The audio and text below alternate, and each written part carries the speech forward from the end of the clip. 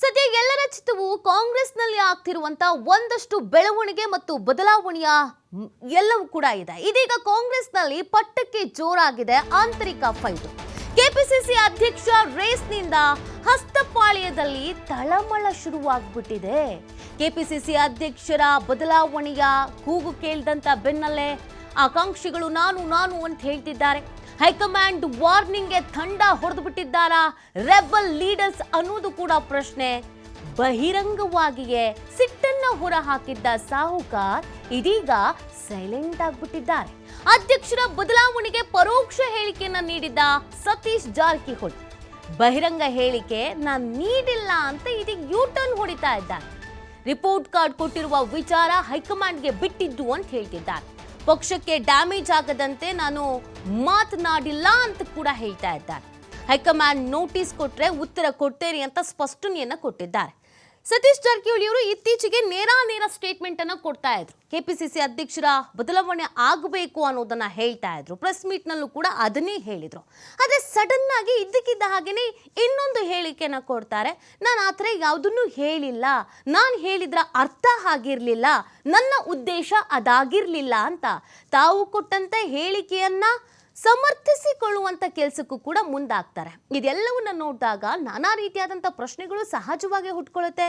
ಒಮ್ಮೆ ಆ ಥರ ಹೇಳಿಕೆ ಕೊಟ್ಟಂತ ಸತೀಶ್ ಜಾರಕಿಹೊಳಿ ಅವರು ಇದ್ದಕ್ಕಿದ್ದ ಹಾಗೇನೆ ಈಗ ಯೂಟರ್ನ್ ಹೊಡಿತಾ ಇರೋದಕ್ಕೆ ಕಾರಣವೇನು? ಹೈಕಮಾಂಡ್ ನಾಯಕರು ಚಾಟಿ ಬೀಸಿದ್ರಾ? ಹೈಕಮಾಂಡ್ ನಾಯಕರು ಈ ಥರದೆಲ್ಲ ಹೇಳಿದ್ದಕ್ಕೇನೆ ವಾಪಸ್ ಇನ್ನೊಂದು ಸ್ಟೇಟ್ಮೆಂಟ್ ಕೊಡಿ ಅಂತ ಹೇಳಿದ್ರಾ ಅನ್ನೋ ಪ್ರಶ್ನೆ ಕೂಡ ಹುಟ್ಕೊಳ್ತಾ ಇದೆ.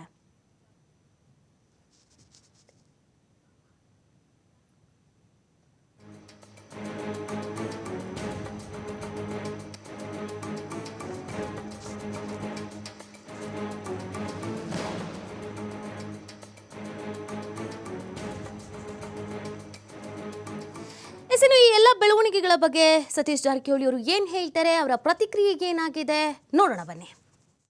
ಕೆಪಿಸಿಸಿ ವಿಚಾರಕ್ಕೆ ಸಂಬಂಧಪಟ್ಟಂತೆ ಸಾಕಷ್ಟು ಚರ್ಚೆಗಳು ಆಗ್ತಾ ಇದೆ ಹಾಗೂ ಬಹಿರಂಗ ಹೇಳಿಕೆ ನೀಡದಂತೆ ಹೈಕಮಾಂಡ್ ನೋಟಿಸ್ ಕೂಡ ಕೊಟ್ಟಿದೆ. ಈ ಬಗ್ಗೆ ಮಾತಾಡಲಿಕ್ಕೆ ಸಚಿವರಾದ ಸತೀಶ್ ಜಾರಕಿಹೊಳಿ ನಮ್ಮ ಜೊತೆ ಇದ್ದಾರೆ. ಸರ್ ನಮಸ್ತೆ.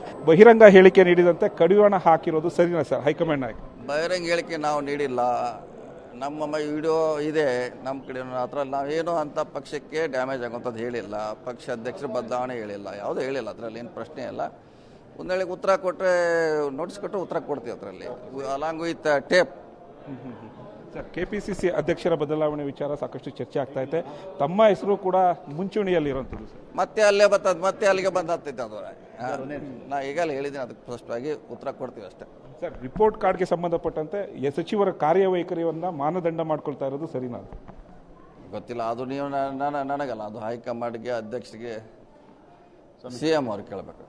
Okay sir, thank you. ಇದಿಷ್ಟು ಸತೀಶ್ ಜಾರಕಿಹೊಳಿ ಅವರ ಮಾತಾಗಿತ್ತು. ಕ್ಯಾಮ್ರಾ ಪರ್ಸನ್ ವಿಜಯ್ ನಾಯ್ಕ ಜೊತೆ ಯಲ್ಲಸ್ವಾಮಿ TV5 ಬೆಂಗಳೂರು.